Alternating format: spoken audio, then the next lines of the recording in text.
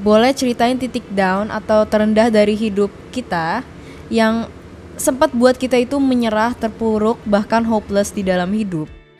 Oke, kalau buat Kezia pribadi, Kezia pernah punya masalah ya, karena waktu itu masih sekolah.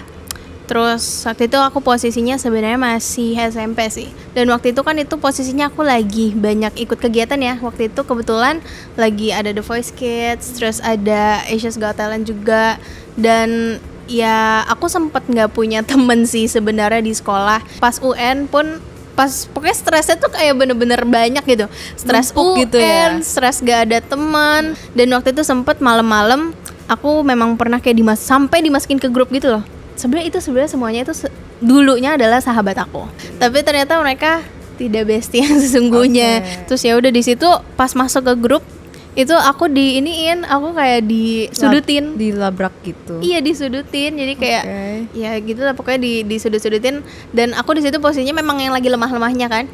Nah, di situ aku sempat yang berpikiran untuk ini sih, mengakhiri hidup sih sebenarnya. Sampai waktu itu kebetulan banget di depan aku tuh ada gunting.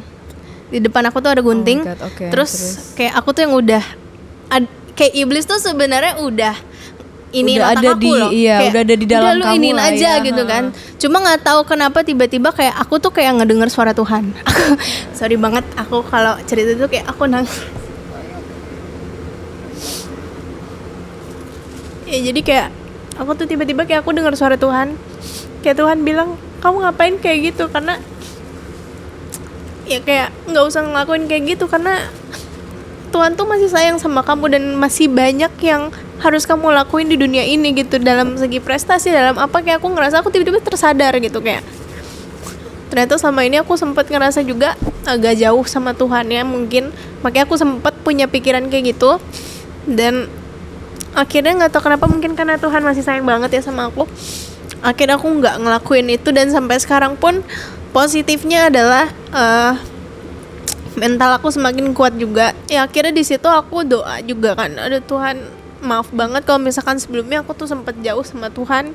Mungkin dalam segi jarang baca Alkitab, jarang doa juga. Ya makanya aku punya pikiran seperti itu gitu. Tapi ya puji Tuhannya untuk sekarang aku udah ya harus lebih dekat lagi sama Tuhan. Dan akhirnya bener kan, Tuhan juga kasih berkat yang lebih lagi dari sebelumnya gitu.